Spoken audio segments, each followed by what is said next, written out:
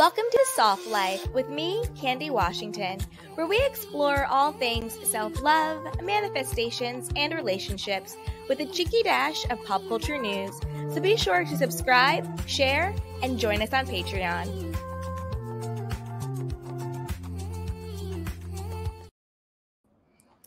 Hello, everyone, and welcome back. As always, I'm your girl, Candy Washington. So let's dive into today's Kiki, which is all about talking about the latest season of Real Housewives of New York, the reboot. Did we love it? Did we hate it? Was it a hit? Was it a miss?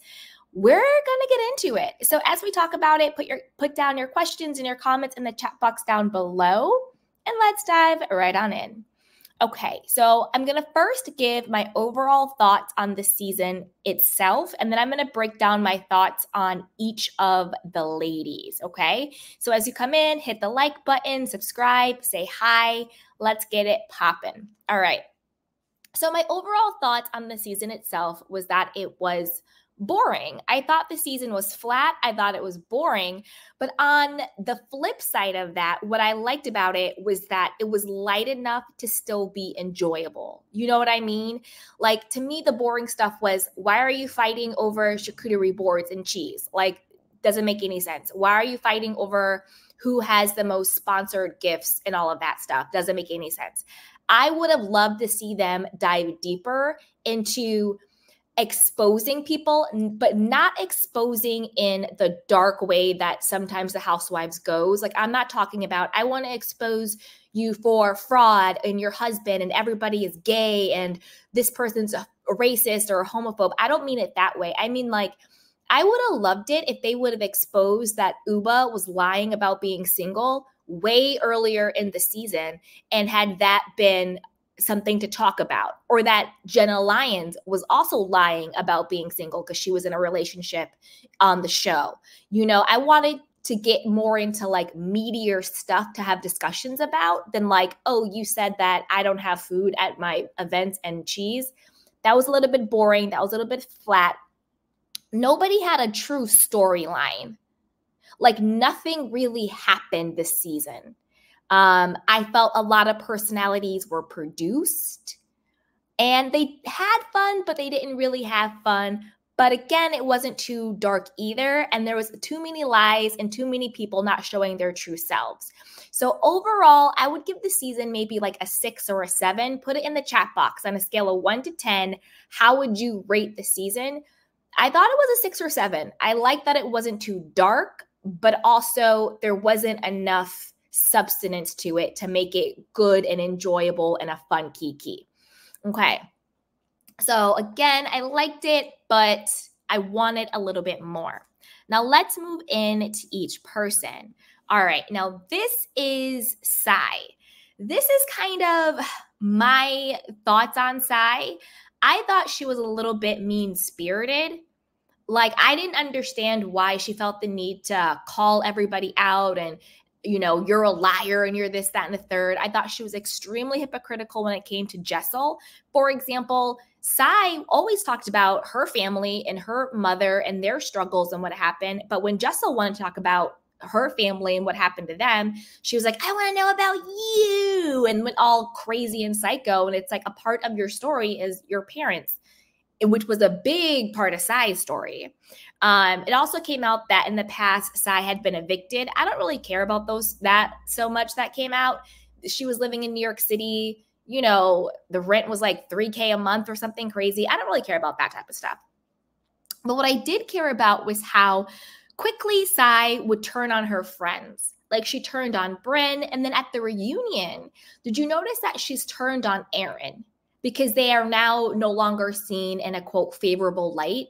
Like, she was going after Aaron at the reunion, again, over cheese and people being hungry. Like, it, again, made no sense. But I think the reason why she turned on Aaron during the reunion is because she's trying to distance herself from Aaron because they've gotten all of the backlash as the mean girls. But during the show, when her and Aaron were in cahoots and they were making fun of everybody and they were trying to come after everybody, her and Aaron were cool. So I don't like that about Sai. She's a bit of a flip-flopper. And then she went against Brynn when Brynn spilled the beans that Uba was lying and she had a boyfriend the entire time. And it was the fact that Sai was the one who told.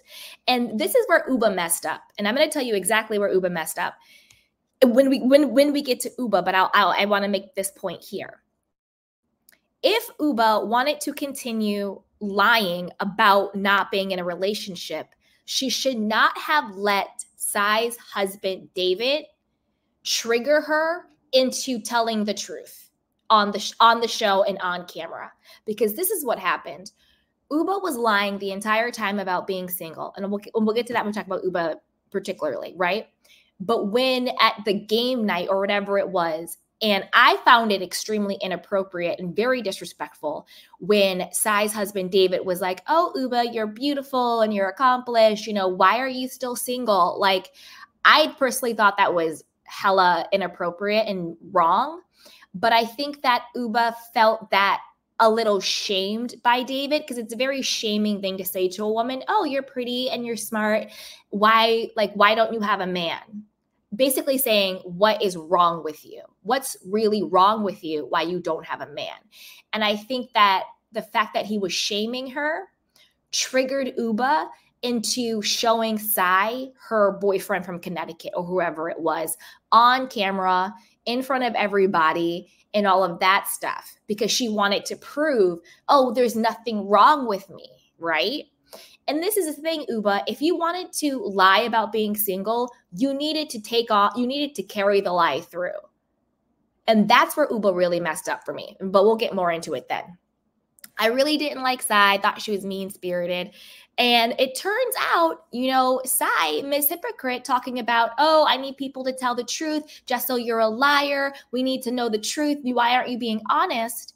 Turns out Sai pulled an Ashley Darby, but not even an Ashley Darby, because word on the street, according to Reddit and other places, word on the street is that Sai was the side chick to David, that he was married when Sai met him, and she was working at one of his businesses. She started having an affair with David, got knocked up and pregnant, and then that is why he ended up ultimately leaving his wife for her because she got pregnant. So, but Sai wants to act like she has this like fairy tale stuff. She wasn't being honest about how she got her man, being the side chick and got knocked up and messed up. Now, I'm not going to say she messed up his marriage because he was the one who was married, but I didn't hear Sai talking about that. So she was the side chick. And now she's talking about everybody needs to be honest and and talking about and try to act like Jessel's husband, Pavitt, is a cheater because they're not having sex. I'm going to get into my conspiracy theory about what I think is actually going on with Jessel and Pavitt when I get to Jessel. I don't think he's cheating. I think something else is going on, but I'll get into that conspiracy theory. But how is she talking about people being cheaters and being honest when Sai herself was a side chick? Okay. And you want to talk about proof? Let's get into some receipts. First up, let's get into this receipt. Okay. Real quick. So this is from Sai's YouTube channel from 3 years ago, 2020. And it says vlog, husband and wife life after marriage part 2. She was claiming on People magazine that she had been married for 14 years, since 2009. If you've been married since 2009, why are you doing vlogs in 2020 talking about life after marriage? I don't know anybody who's doing blogs about life after marriage when you've been married allegedly for that long. But the truth came out that they actually were married in 2017. That's why in 2020, she's doing vlogs about being newlyweds, because they actually only got married in 2017. Also, what's weird, how come her husband, David, isn't showing his face in the vlogs? That's also very suspect. But then you want to go on a reality TV show. So 3 years ago, he wasn't comfortable showing his face on your vlog, but now you're on a reality TV show. Very, very, very weird. And I have some more receipts on this. I'm going to cite my sources. This is from Reddit. So on the left-hand side, this is their marriage documentation that they were married in June of 2017. But in People magazine, she lied and said that they were married for 14 years. And saying that the secret to a great marriage is having sex and all of this stuff and how he's so great and he's a manager. And she lied and said that they got married in a, quote, private ceremony on June 16th, 2019, when the truth was they got married on June 15th, 2017, because she was the side chick who got knocked up and he was previously married. And then there were other interviews and articles that came out where Sai had slipped up. So before she was on the show, she was saying how it was so great how her children got to be at her wedding. None of her children are 14 years old. All of her children are like, her kids are like, what, 5 and 6, and the girl was maybe like 10 or something like that. So why is she lying? She's going after everybody, being like, you need to be honest. You need to tell the truth. You're lying, lying, lying. When it comes, truth be told, she was the biggest liar on the show. Biggest liar on the show. It was crazy. Absolutely crazy. And this is the thing. I don't personally care when you get married or don't get married. I don't care. But don't go after people like you are so high and mighty, like you have this perfect life or whatever, when the truth is your husband was cheating with his current wife with you, you got knocked up, and then you're lying to People magazine and to us saying you've been married for 14 years, when the truth is you were married in 2017.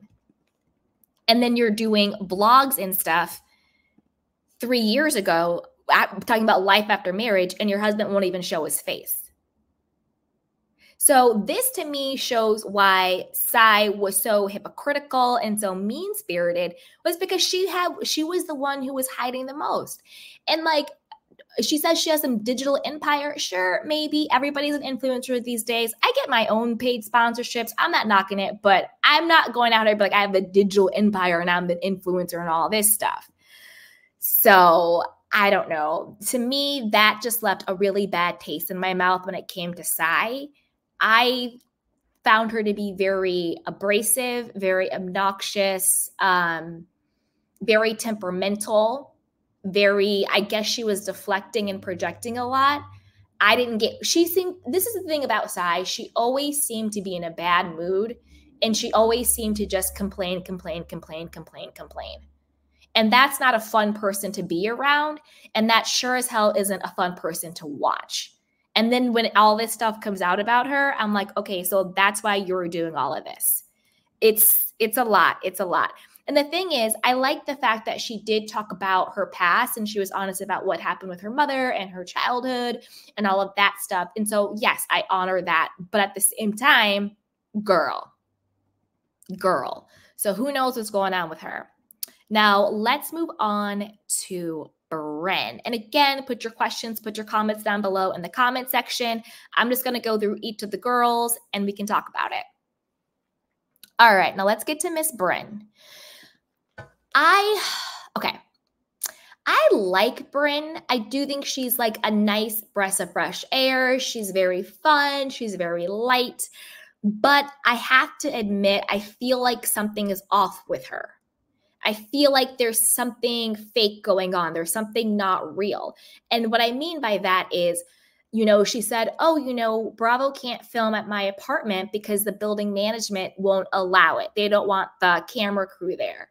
But then it turns out that she had this huge photo shoot at her apartment. It was in some home decor magazine or some home decor website it was.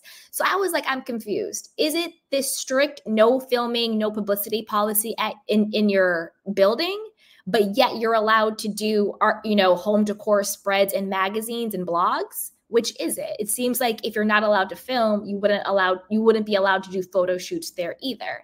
So that didn't really seem right to me. And then also when Bren was talking about her career or her job, that also seemed really weird. She said she did like PR or marketing, but she had clients, but then she was in school to be a doctor, but then she dropped out of school after she failed a biology test or something and she had a panic attack. Like I didn't understand like what her job was. Like that to me was just weird. And if you have a creative job or you don't have a job, I don't care about that either. Just say what it really is. So a lot of that seemed really off to me. Like I wasn't really sure what was real about her. And the reason why I say this too is because I think her whole ditzy, money hungry, man hungry, persona was just an act. I feel like there's a much smarter, strategic, deeper person to Brynn. And I would have loved to seen that side of her because I think that's the real her. I think there's a much deeper personality, very smart, very strategic person to Brynn. And this whole, oh my God, I want to, freeze my eggs in Switzerland where rich people, keep their money. And, I want to date your dad. And when are you getting divorced so I can marry your husband and blah, blah, blah. I don't buy that. I think that is nothing but an act, and it got old and dry really quickly. And I would have preferred to see the real Brynn. I think she has a lot of depth to her that she didn't show. And I think she's just portraying this person, right? Definitely an act. I don't know if you guys saw her on Watch What Happens Live with Tyler Cameron, the guy from The Bachelor, who, by the way, yes, he is fine. He is really super fine. However, it was very cringe the way she was coming across. It was super, super cringe. I want to say I do like the fact that she shared about her past childhood trauma and what happened with her and everything. I do like the fact that she shared about growing up and her family and her mom and her grandmother and her siblings. I thought that was super relatable. I thought that was really great. But again, what's going on currently? Where do you really live? What really is your job? What is your true personality? And I didn't think that she was really friends with anyone. It didn't seem like, it honestly didn't seem like the group really were friends. It seemed like they became friends for the show. You know what I'm saying? Yeah. But overall, I would say I do like Brynn. And I would have loved to see the true Brynn because I think she has so much more substance than what she shows. I think the whole ditziness is a mask. I personally thought Brynn and Tyler's interaction was a little cringe, the way she was like touching his leg on the show and talking about BJ's. And I think he was going along with it. But I think if you energetically underneath felt what was going on, it's a little...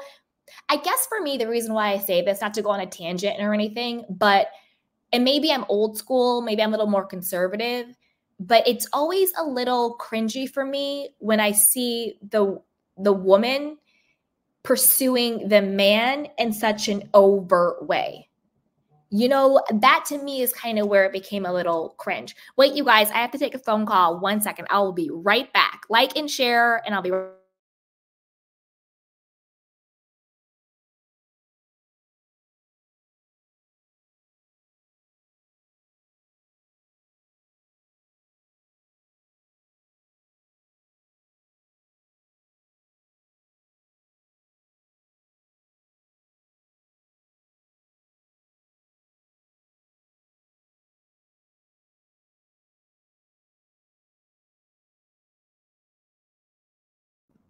Sorry about that, you guys. Thank you for holding on. That was a very important call I was waiting for all day. All right, now let's get back into it. Let's get back into it. So that's why it felt cringe for me, because anytime, and again, maybe this is old fashioned, I don't want to be canceled for this. I just think that when the woman is overtly pursuing the man in a hypersexual way, it just doesn't sit well. It just seems a little cringe. I don't know. And the thing is, I don't think Brynn needs to do that. I think she's very intelligent. I think she's super beautiful. And I think she has a great personality. And I think if she would just land in that, it would be much easier to connect with her, if that makes sense. Okay. So that's kind of how I felt about Brynn. Also on the blogs, it came out that Brynn was also evicted in the past. I don't really care about that. You know, she was living in a studio in New York City. Who cares? I don't shame people for that. I don't shame people for like money problems and doing what you have to do to survive. So I don't really care about that. All right. Now let's look at Jessel. Dun, dun, dun, dun. So this is how I feel about Jessel. I think the reason why her personality doesn't land for a lot of people is, I don't think it's so much her accent. I actually think that she was very nervous and very insecure, and she really wanted to be liked by the girls, which is why the personality didn't land and felt a little bit inauthentic. It didn't really feel authentic, right? You know, the girls are like, something's off with Jessel. And like in the beginning, you know, I was not a Jessel fan at all. Like not at all. I think that honestly, Jessel should probably send flowers to Sai and Aaron, because the fact that Sai and Aaron were such mean girls to her gave us someone on the show to root for. Because prior to that, I wasn't really rooting for anybody on the show. I enjoyed the season. I did enjoy it. I thought it was lighthearted enough. I thought it was a good kiki. I did enjoy it. It wasn't what I thought it was going to be, but I did enjoy it. But I didn't have anybody that I was really rooting for. And so I think the reason why Jessel was able to become, you know, a fan favorite now, maybe not everybody's favorite, but if we were being honest, at this point, Jessel is a quote fan favorite given the situation, is because Sai and Aaron went after her so hard. And anytime you have two people ganging up on somebody, being hypocritical, being mean, being bullies, you're going to want to root for that person, even if prior to that, you may not have connected to that person, right? So they really gave her that, I want to root for them. And so now I like Jessel.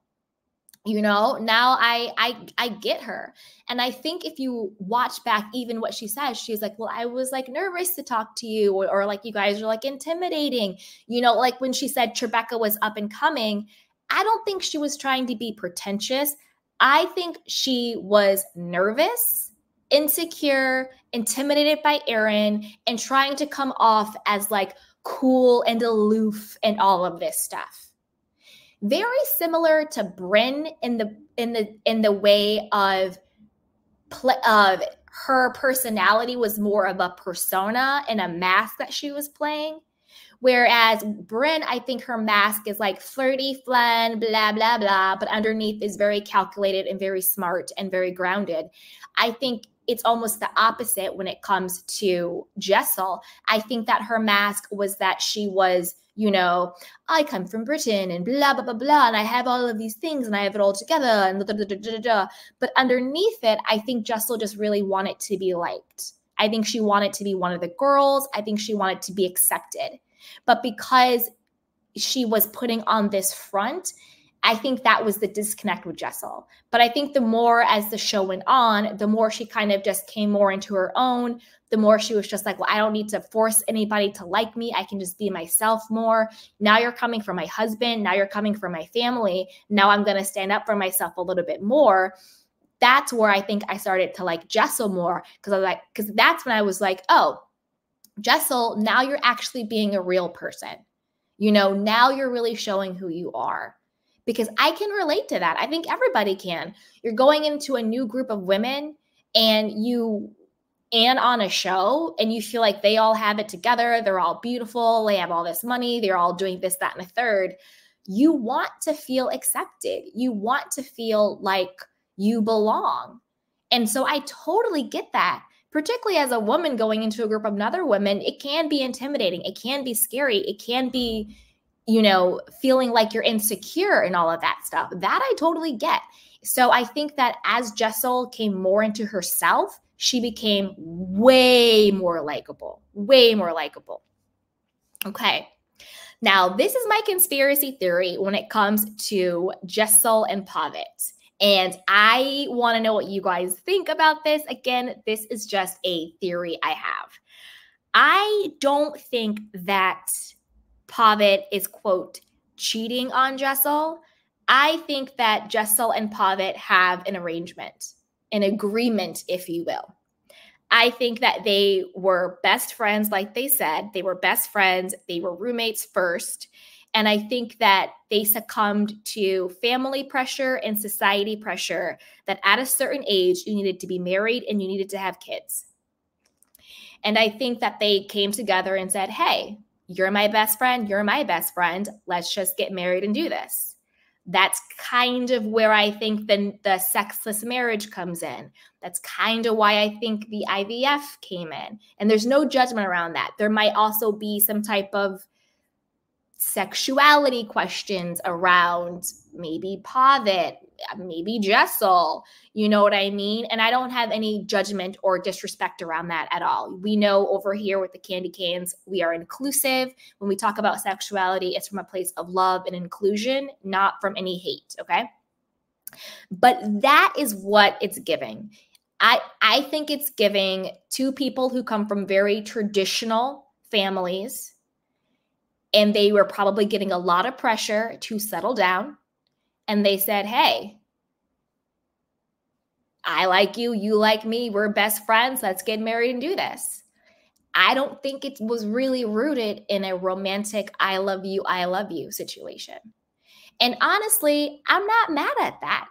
Again, this is just my conspiracy theory. This is just what I picked up on. And I'm not mad at that. I don't think there's anything wrong with saying, you know what, you're my best friend, you're my best friend. Let's just get married. Because even their chemistry and their banter, it's more like, and of course people are like, well, you should marry your best friend. You should marry your friend. Yes, duh, of course. But I'm saying the energy I get between the two of them are literally two best friends, not two people who are married as best friends, if that makes any sense. If that makes any sense. I think it was more of an arranged, understanding type of situation.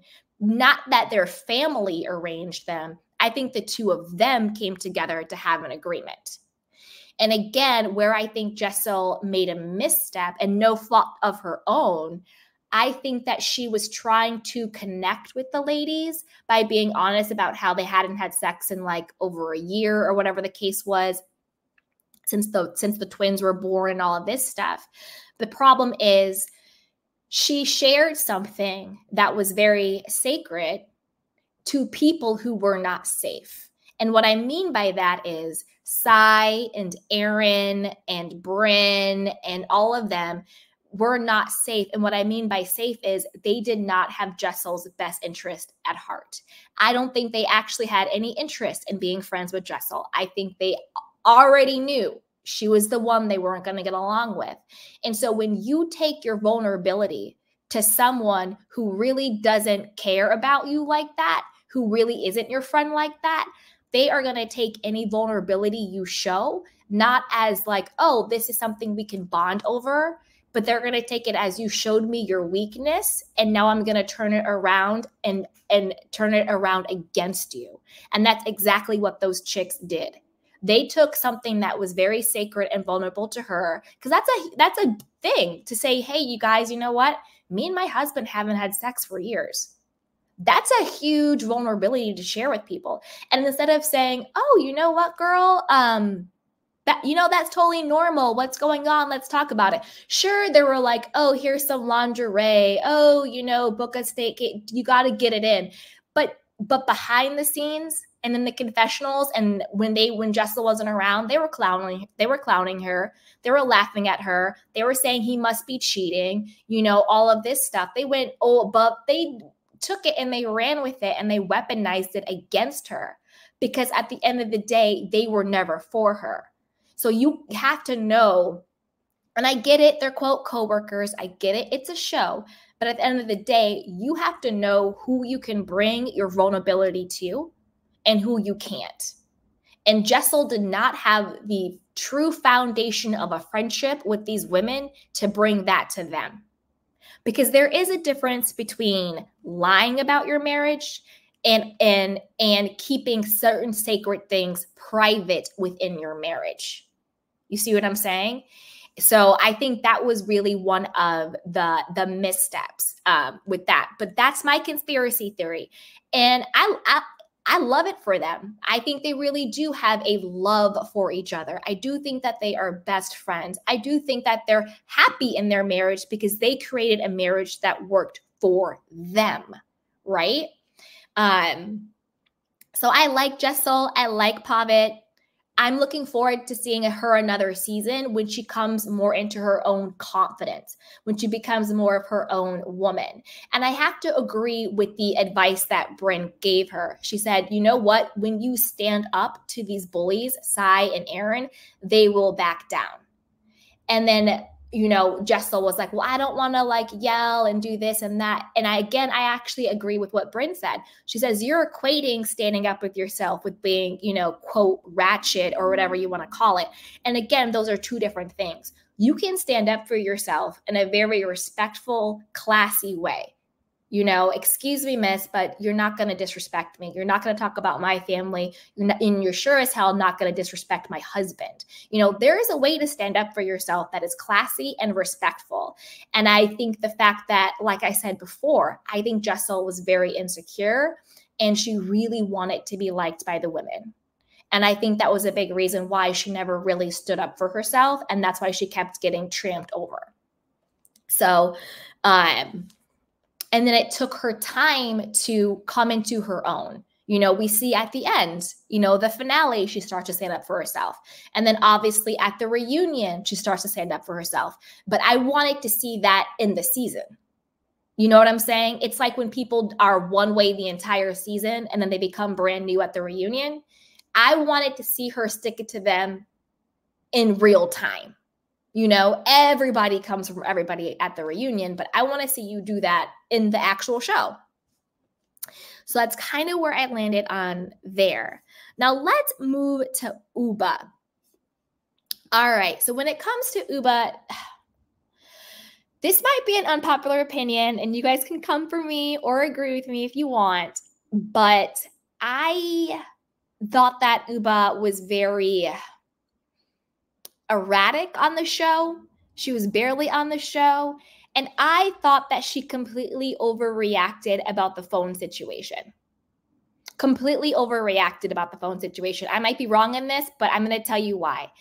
The reason why I now think she completely overreacted with the phone situation and totally made a mountain out of a molehill was because at the time, I understood what she was saying. She was like, I'm a single woman and I travel and my family is far away. So we have this pact that I always have to text at night and text in the morning. And I didn't have my phone and she had my phone and blah, blah, blah, blah, blah, all this stuff. But then it turned out that was a complete lie. Uba, this entire time, was in a very happy, loving, and committed relationship with a really great man. He's attractive. He's some type of like banker guy. He has a crap ton of money.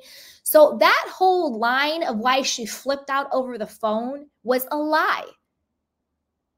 Did you flip out over your phone because you didn't want people to see that you were in a relationship? And that's the real reason why you flipped out over the phone, because you didn't want people to see that you were in a relationship. And for the entire season, you were lying and playing in our faces. So that's why she flipped out over the phone, not because she's single and her family's waiting for her good night text message. She flipped out over her phone because it would have exposed that she was lying the entire season. Now, this is the thing. I like Uba in general. I think she's beautiful. I think she's spunky. I think she's, she has a great business going for her. She's a model. I love all of that.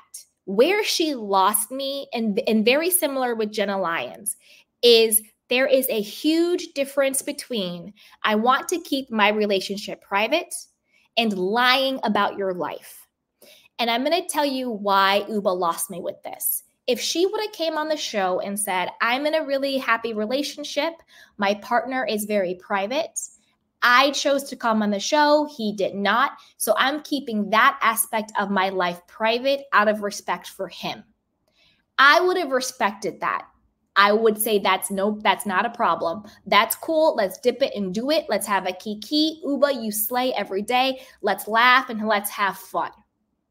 Where she lost me was you created your storyline as being this beautiful, amazing woman, single in the city. That was an integral part of your storyline. That's why Brynn called you out at the finale. When you came up to Brynn when she was blowing out her candles and she was saying that she was wishing for a husband, and Uba went up to her and she goes, wish for two, one for me too. And Brynn knew you had been lying the entire season. That's the real reason why, because if you go back and watch the finale, that is the moment when she went up to Brynn and said, oh, ask for a husband for me too. You could see the look on Brynn's face, and her face was like, chick, if you don't stop lying and playing in my face. And then that was the moment when Brynn went over and said, what about Mr. Connecticut who lives in Connecticut? Because Brynn had enough. That is where Uba lost me. You cannot create a storyline about being single when you are in a full-blown relationship with someone who is amazing and someone who is great. And that to me is problematic, because there's a difference between saying, I want to keep this part of my life private out of respect for my partner versus my storyline is being single in the city. That's where she lost me. That's where she lost me. You know, to me, that's where you lost me. It's okay for, you know, Tay says, and you're saying a boyfriend without a husband though. This is the thing. Okay, I want to get to these comments. Tay says her boyfriend didn't ask to be on the show. I agree with that. And you can say, my boyfriend is very private and doesn't want to be on the show, and I'm keeping that particular part of my life private. But don't say that you're single when you're not. And don't make being single your storyline when you're not. That's my point. There is a difference between saying he's not on the show versus I'm single. And shout out to Billy. Hey, Billy says a boyfriend is not a husband, though. I agree with that. I agree that a boyfriend is not a husband. But again, it goes to saying that you're single, acting like you're single when you're in a relationship.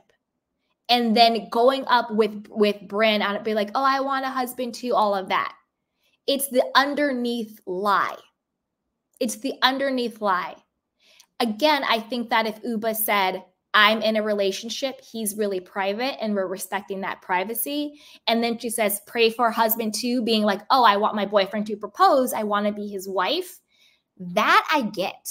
That I understand. But they're two different things. Do you know what I'm saying? They're two different things. And I agree with Chocolate Chunks.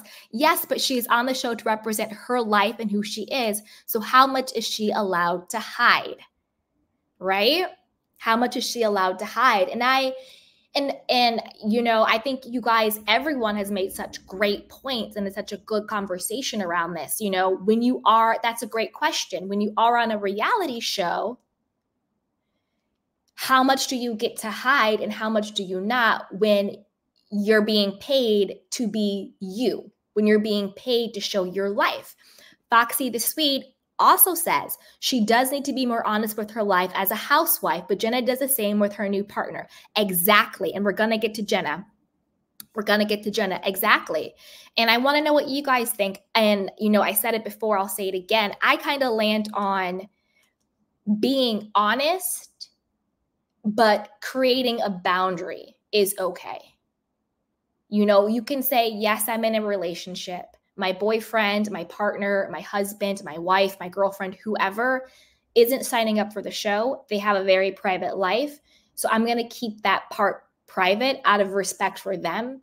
But you need to be honest about your situation. You can't come on a reality show, claim that you're single the entire season, make that your entire storyline, and then lo and behold, that's a lie. That's where Uba lost me. Other than that, I like her personality. She's fun, she's bubbly, she's a vibe. And that's when I realized that's why she freaked out over her phone. Not because she was single and because that's a lie. She wasn't single. She was in a very committed relationship saying, oh, I'm single and my family's waiting for my goodnight text. No, she was flipped out over her phone because she was in a full-blown relationship with someone and didn't want it to be exposed. Okay. Now let's move on. Now let's talk about Miss Erin. Okay. To me, Erin, all right, her big misstep was, let's just talk about the phone situation and the pool situation with Uba first, since we were just talking about Uba. And I want to know what you guys think. Put it down below. I think Erin was really, and this is why I might be a little woo-woo, but I think energy and intentions are so important because it's always the energy behind what you do that people feel. Whatever the action is, whatever your words are, don't really mean anything. What really gives it meaning is your energy behind it, right? And this is where I think Erin messed up with Uba. I think that Erin was pissed. I mean, pissed with a capital P-I-S-S-E-D when Uba pushed her in the pool. And I'm going to be honest with you, I would have been pissed too. I would have felt some type of way. You push me in a pool, there's a problem. Don't push me in anybody's pool. You don't know my situation. Can I swim? Can I not swim? What's my hair like? Do I have my phone in my pocket? Don't push me in a pool. I don't think it's funny. I know it's a big trope. People pushing people in pool. Don't do it to me. I'm not the one. I think Erin was very, very pissed when Uba pushed her in the pool, which is understandable. The problem is Erin acted like it didn't matter, that it was just some prank and that she was just going to do some prank to get Uba back. And from there, her underlining energy was anger and that she was pissed. And that was very clear. And I think that, but Erin was like, but I'm cool. Again, faking the funk. She wanted to come across as a cool girl who didn't care about being pushed in the pool. And she's just going to prank her friend Uba back. No, you were pissed and you wanted to get her back. That's why the energy between them was weird ever since that happened. That's why the energy behind Erin hiding the phone escalated as much as it did. Yes, because I think Uba was worried that her secret that she was in a relationship was going to be exposed on her phone, and also that her boyfriend would not be able to get in touch with her. It had nothing to do with her family. It had nothing to be with being single, because as we know, that is not what that turned out to be, a lie. It had to do with my man can't get in contact with me, and it had to do with I don't want to be exposed that I have a man. But then on the flip side with Erin, her energy for taking the phone was, I'm really pissed. Not, haha, let's have a prank. Haha, we're doing these fun gags with each other. Ha ha ha. No, the energy was, chick, you pushed me in the pool and I'm pissed. Erin should have just said that. She should have just said, hey, Uba, you're my girl. I love you. But pushing me in the pool wasn't cool. And I feel some type of way about it. And then Uba could have said, oh my gosh, I'm sorry. I apologize. It was just a moment. I didn't mean to be disrespectful. I'm sorry. And it could have been squashed. But when you lie and say you're cool about something you're not cool about, the energy that you then bring to things that you do to get back at that person, you feel it. That's what I think really happened with that whole phone situation escalating. It had nothing, both of them energetically was coming from negative places. And that's why that situation blew up the way it did. That's why they kept fighting. That's why Erin was like, don't say my name, Uba, because it wasn't about the phone. She was pissed she pushed her in the pool. That's why Uba was all in Erin's face, snatching her sunglasses off her face, which I thought was inappropriate. Don't put your hands on me in any situation. I thought that was very, very inappropriate. Snatching somebody's glasses off their face, that's not okay. You know, I think Erin shouldn't have taken the phone, but also Uba should not have snatched the glasses off of her face. That wasn't cool either, right? But I think the reason why such a trivial thing as that escalated was because both of them weren't being honest about how they felt and about what really was going on. You see what I'm saying? Okay. When it comes to Erin, I think this might be an unpopular opinion. I know it's going to be, but that's okay. That's why you guys come here, for conspiracy theories and unpopular opinions. I actually like Erin. I do. I actually really like her. There are things about her that I don't like. I don't like that she's a tea supporter, you know, that she gave to the Make America Great Again fund. That aspect to me, I obviously do not like, and I do not agree with at all. I also don't like it when she is, you know, Sai's little beta bullying minion, when the two of them get together and all of that stuff. I think that if Erin did not align herself with Sai, I think she would have been more likable in general. Because I actually do like Erin. Might be unpopular opinion, but I do like her. I don't agree with her political views. I don't agree with her being a bully. And all of that stuff. And then the receipts for her being a tea supporter. Here we go. These are the receipts. So this is saying that she donated year to date in 2020, $400 to the tea campaign to Make America Great Again. I don't have a political show. I'm not about politics, but from my own moral compass and standpoint, Erin isn't it for me with this. Just from a personal moral standpoint, I'm not with the tea supporters. I'm just not. That's a wrap. But overall, Erin, other than that, which are big things, I do kind of like her, but it is what it is. But I think her misstep was aligning with Sai, supporting T, and not being honest in the moment. Again, trying to be the cool girl and all that. You know what I'm saying? But I do like her. It's probably an unpopular opinion. All right, let's move on to Miss Jenna Lyons. Okay. Again, to me with Jenna, I might be the only person on the planet, but I don't get the hype around Jenna Lyons. I know she was at J. Crew for a while. I think she was on, was it Project Runway maybe or something like that? But I don't really get the hype about Jenna. I like the fact that she shared about her past, about her mom. I think a lot of people could relate to that in her childhood. I like that she opened up about her own, you know, battles with like her own self-image and, you know, her own, I guess, illnesses or diagnoses. I don't want to misspeak, but you know what she talked about in the show with like her eyelashes and her skin and her teeth. I loved that she was vulnerable and shared that because I think everybody can understand sometimes not feeling comfortable in your own skin. You know, we've all had those moments and times. With that being said, I do think that at times she weaponized those things in order to not have to be honest. And I'll tell you what I mean by that. Like, and like her mother passing, which is really sad. And I do feel bad because she said, I think it was about 4 or 6 weeks before she started filming, her mother had passed away. And that's really tough. So my heart and condolences go out to her for that.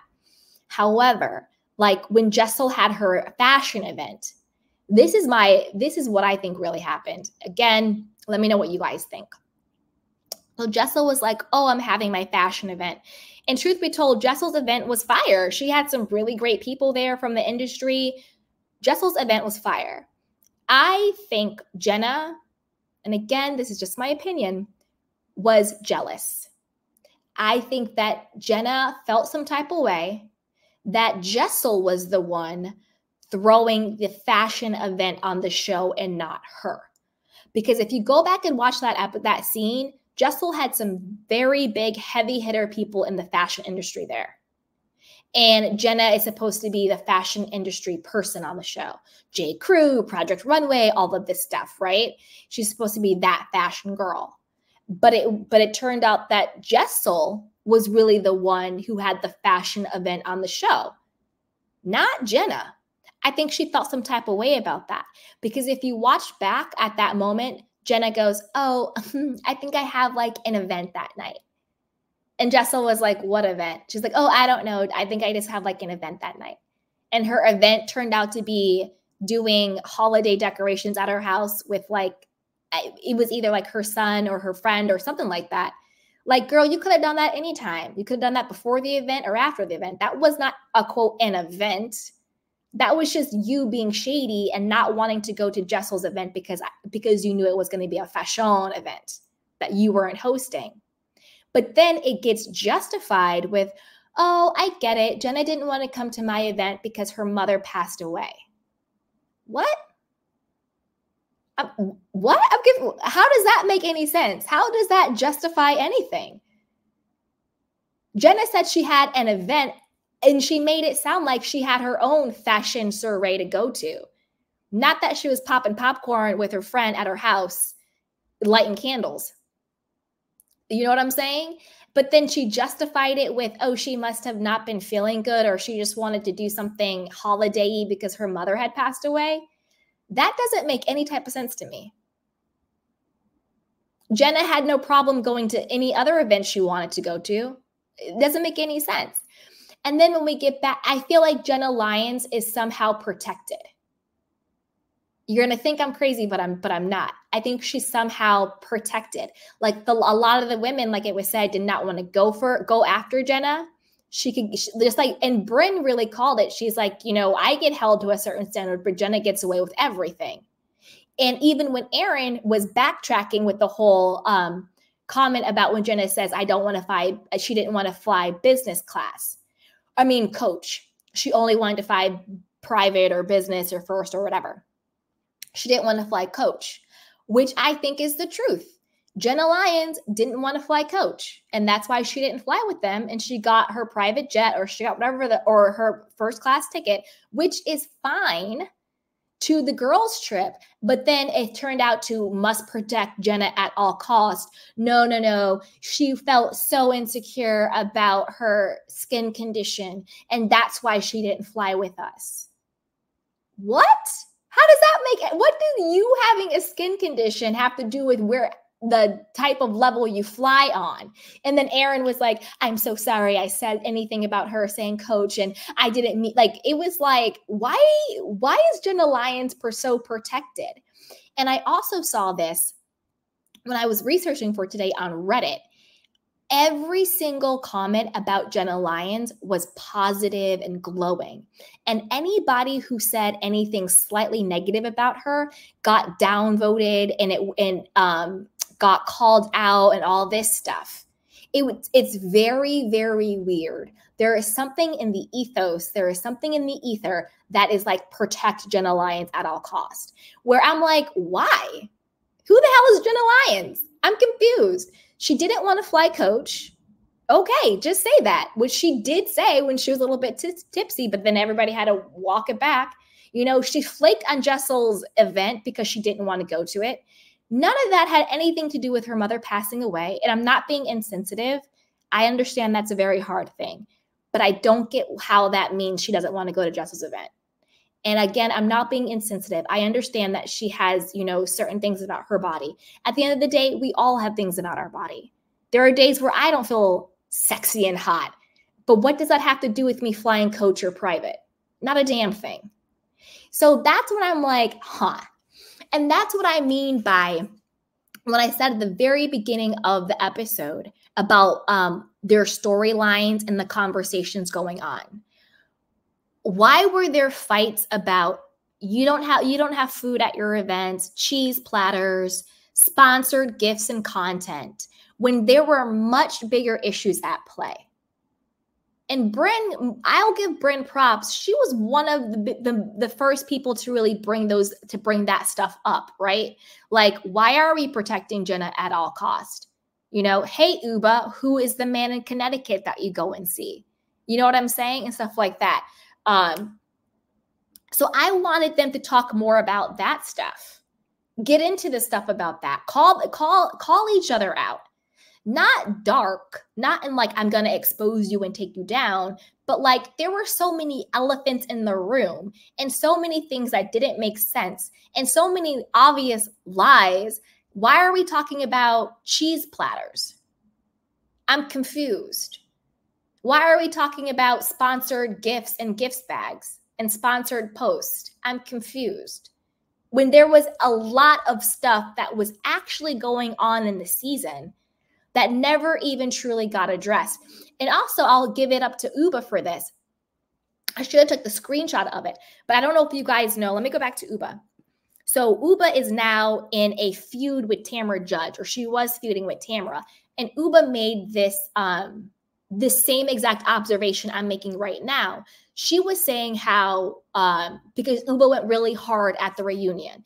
Yes, I think Uba went hard at the reunion because she wants to save her apple and save her seat, but everybody does. Everybody goes hard at the reunion because they want to save their seat, right? Everybody does. So I'm not mad at her for that.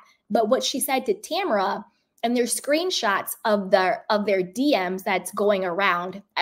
I should have got it for you guys. I'm sorry, but I'll tell you what it said. Uba said the same thing. She said, I was tired of everybody talking about cheese plates when there were much deeper and bigger stuffs going on to talk about. And I agree. And that's why I felt the season was good, but flat. Because they could have went much deeper on a lot of stuff that was going on, but they kept certain things surface, and then they just attacked other people for things that they were doing themselves, if that makes sense. You know what I'm saying? Like, I really need them to start showing up and showing out and talking about the real stuff going on. Like, how come none of the women were like, Sai, you keep telling all of us to tell the truth, but when did you get married? Was it 2009 or was it 2017? Oh, you're worried about Pavitt cheating? Weren't you the side chick? Wasn't your current husband married when you got pregnant by him? Why weren't they talking about that? Again, I don't want it to get dark or evil the way some of the other franchises have gotten, but I need it to get real. I need it to get real. Same thing like I was saying with like, you know, Uba and Jenna. Oh, let me go back to Jenna because I'm not done with her. Okay, so again, same issue I had with Uba, because I'm gonna keep it fair across the board. I'm gonna be fair. Same issue I had with Uba, I have with Jenna.